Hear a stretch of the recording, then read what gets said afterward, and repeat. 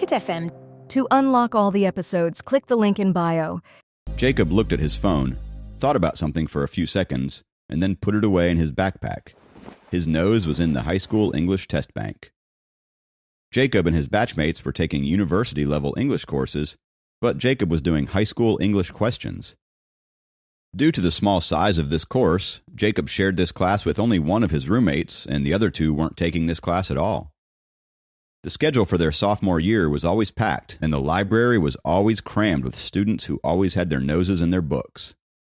After spending another hour on the test bank, Jacob shoved the book in his backpack, checked for his cell phone and wallet, and left the classroom. He had to reach Sophie's house by 5 o'clock in the evening. Jacob was even more anxious than the other day, when he was picked up by the shiny black limousine, which ended up with him spending an entire day with the Dragon King and his family. He arrived at their house and rang the doorbell. It was Helen who opened the door. She was wearing an apron and her hair was tied up in a bun. Her hands were wet and the water dripped onto the foyer floor. She was obviously busy in the kitchen. "So early?" She let Jacob in and smiled. "Sophie isn't back from school yet?" Jacob entered and asked. He was a bit embarrassed about being early. He lacked the experience of being a tutor as it was his first time, but then again he was also inexperienced in being a son-in-law, so no matter what he did, he would always be conscious or embarrassed. "No, her Uncle Kenneth, my husband's third youngest brother, is picking her up, because her dad is working late today," she answered, as if Jacob was already a member of the family.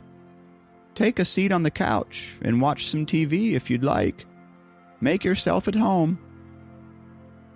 Jacob opened his backpack and put the study material for Sophie on the coffee table, and after thinking something for a few seconds, he turned to Helen and said, "Why don't I give you a hand in the kitchen?" "Okay, sure." Helen looked at Jacob with a surprised look on her face and then smiled. "Come along, then." Jacob rolled up his sleeves and went into the kitchen with her. He couldn't let her slave away in the kitchen while he chilled in front of the TV. Jacob entered the kitchen and found that all the ingredients and condiments were neatly stacked up. It meant that Helen was just getting started on dinner and hadn't actually begun cooking yet. Jacob did feel he had come too early, but at least now Helen wouldn't have to do it all by herself. Jacob could tell from the ingredients the kind of dishes she was going to make. He walked over quickly and started rinsing the vegetables and cutting up the meat without any instructions.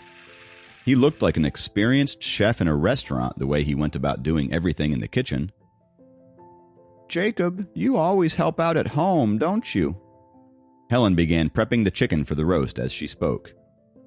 Not really. Sometimes I give my grandma a hand," said Jacob. "I could tell that you are a sensible kid." "If only my Soph had half your sensibility," Helen sighed. "She's still young. I only cared about games and gossip when I was her age as well," Jacob answered without even thinking. "Have your parents always been away?" Helen continued. Jacob answered honestly. "They are both always on the move and always busy, and I have spent most of my time with my grandma since I was a boy." Helen pondered. "Your grandma must be very lonely now that you spend most of the time at the university, right?" "I usually go to see her on the weekends." Jacob looked up at Helen at this point and felt that there was something going on in her mind. Before he could draw any conclusions, Helen spoke up and said, "Once you and Sophie are settled, I can invite your grandma here to live with us."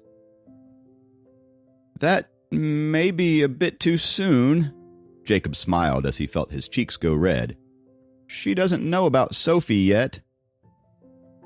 "She will find out soon enough. I know how much she would be looking forward to you getting married or bringing your girlfriend home to introduce her. Us grown-ups have only one intent once our kids grow up. That's how I know how she must be feeling. Take your time, Jacob, but do tell her," said Helen. Jacob was about to say something, but he just nodded and began chopping the potato into thin strips. She knows exactly how Granny feels, Jacob thought. But this is all happening so fast.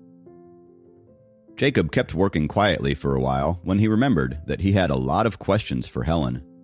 He thought this was the right time to learn a little about the Dragon Clan since no one was around. Plus, he was really comfortable with Helen.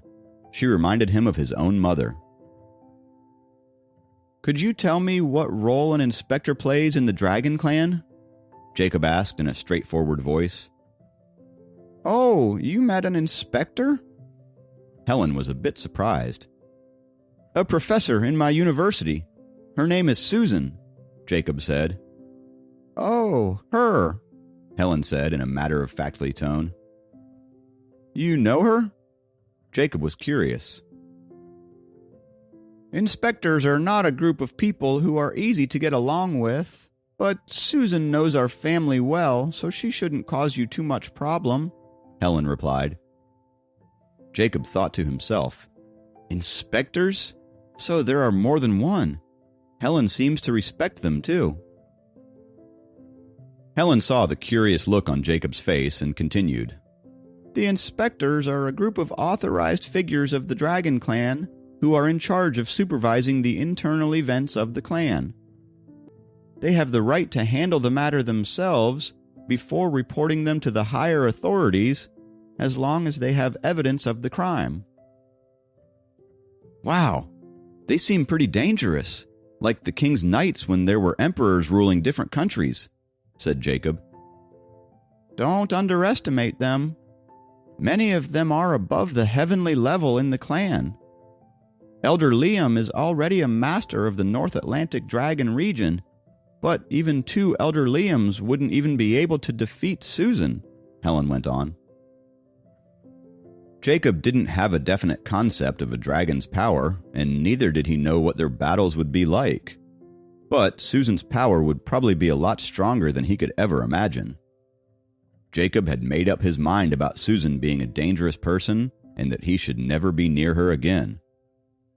"How did she know about my identity?" asked Jacob. "The fact is that we all have our auras. You are at a very low level to sense your aura, let alone sense someone else's aura. But Susan Suhan is an extraordinary inspector of the Dragon Clan. She can certainly see through you because she can read auras," Helen explained patiently. "Can't I hide my aura?" Jacob asked immediately. "You can, but if the person is much stronger than you, they can still see it," Helen said as if she knew exactly what was on Jacob's mind. She continued, "But don't worry, we are not allowed to kill each other within the Dragon Clan. Susan won't hurt you as long as she recognizes your legal identity. She would even protect you. Plus, you are now a part of the North Atlantic Dragon Clan, and we won't let you get hurt that easily." Helen suddenly straightened her back and added confidently. Jacob was touched with the way Helen spoke to him. She had completely accepted him as her son-in-law. After all, why else would she welcome him to her home or promise to stand up for him if he was in danger? North Atlantic Dragon Clan. Sounds like it's really powerful. Susan surely must have some respect for them despite her authoritative role. "Does Sophie's dad hold a high status in the Dragon Clan?" Jacob asked the question that had always been bothering him. He thought it was a good opportunity to ask. "He's all right. He's the king of the North Atlantic," Helen said lightly. "Drakon, the Dragon King of the North Atlantic, to be precise," she added as she put the chicken to roast. Please subscribe to the Pocket FM YouTube channel and press the bell icon for instant notification. Check out our channel for more such exciting shows.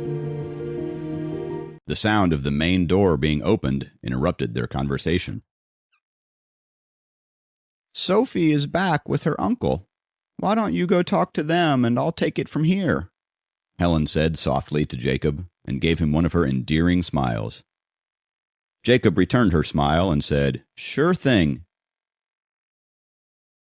He walked out of the kitchen and entered the living room where he saw Sophie in her light blue school uniform sitting and giggling away with a bulky man with bushy eyebrows and big round eyes. "Hello, sir. Jacob greeted Sophie's uncle politely. The man did not bother replying to Jacob, but instead he scrunched up his nose in disgust. Sophie didn't try to smooth things out either. She threw her backpack onto the sofa, ran to the kitchen, and started talking to her mom. Jacob felt like he hit a snag with Sophie's uncle within seconds of meeting him. He felt bummed out and found himself a bit annoyed at the man he had greeted so kindly. He sat on the sofa and tried to withhold his feelings by reading the study material he had been looking at since morning for Sophie. Minutes passed by, and suddenly the man said with a grunt, "So, you're Jacob." Jacob did not take his nose out of the books yet and decided to ignore him. But, remembering Helen's kindness and the fact that he was to be married to Sophie, he looked up at Sophie's uncle and said, "Yes, I'm Jacob."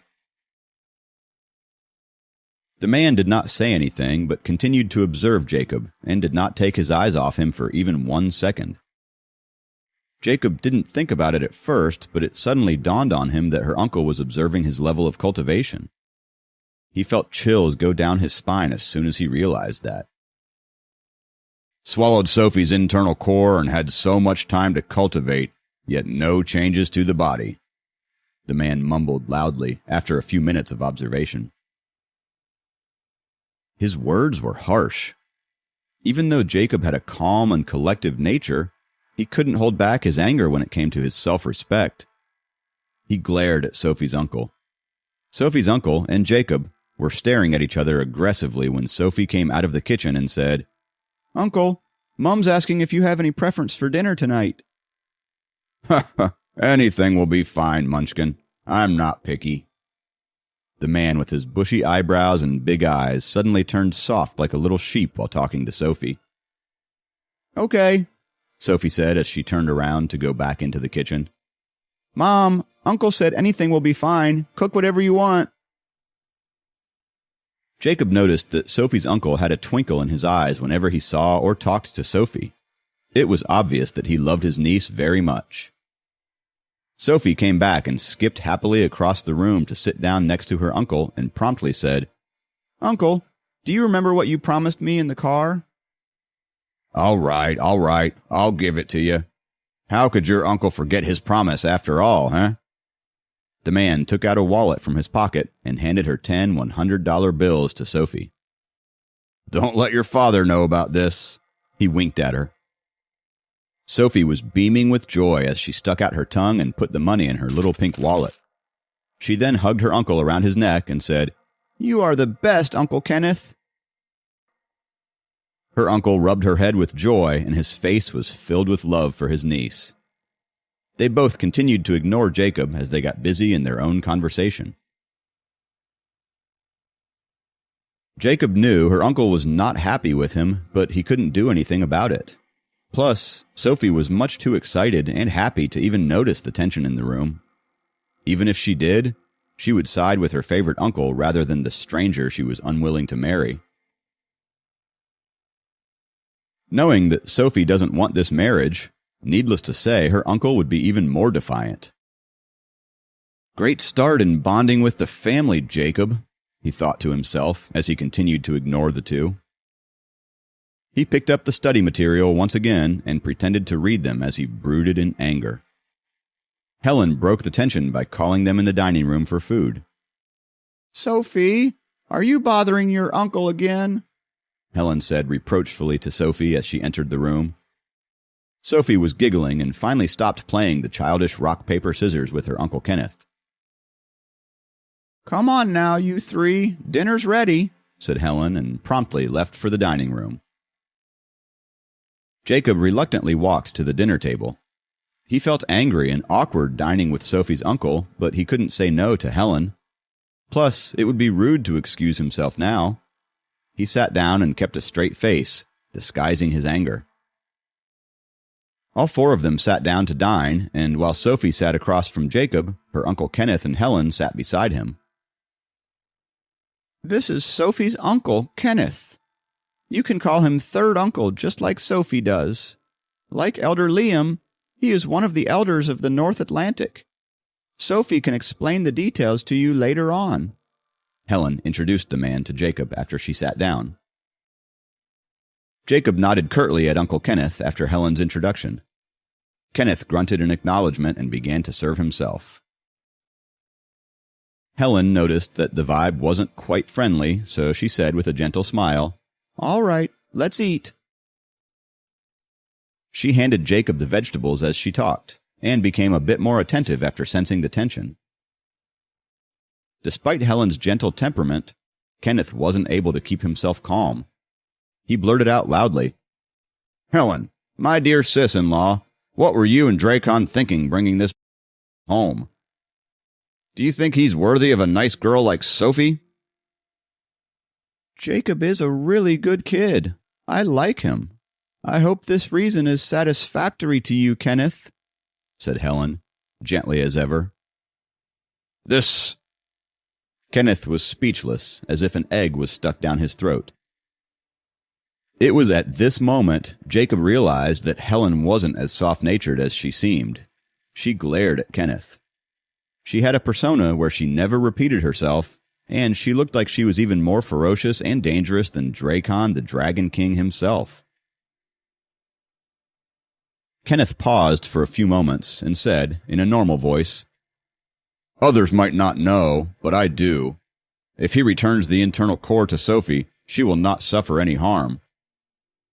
"But Jacob will suffer great harm," Helen replied sharply. "He's just an ordinary human, a mere mortal. Why should we care?" said Kenneth. "Enough!" Helen was angry. "Your brother isn't here, and you're arguing with me this way? This decision was agreed upon by the Elders' Council. Say no more." The fight over Jacob had put him in an awkward position. However, he felt his anger melting away now that Helen was defending him. "But—" Kenneth was not convinced. He wanted to keep on arguing. "About Sophie's problem, we have our own judgments on what happened. She has to be responsible for what she did. I know you love Sophie, but don't spoil her. You have to stop cleaning up after her each time she causes trouble." Helen's words were firm, and Kenneth finally stopped arguing. However, his face was still filled with disdain. Sophie's face kept turning red and pale back and forth, yet she remained silent as she didn't dare to speak up. "It's time for you to keep your temper under control. You're so violent. I would like to see how you are going to get through this year's tribulation with your habit of snapping at everyone around you," said Helen. Her tone was softer now.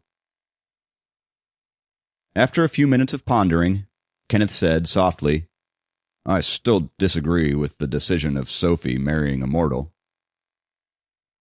Helen let out a long sigh. She didn't want to argue any more. "All right. We heard you, Kenneth." She looked at Jacob kindly and said, "Let's eat." Please subscribe to the Pocket FM YouTube channel and press the bell icon for instant notification. Check out our channel for more such exciting shows. Pocket FM. To unlock all the episodes, click the link in bio.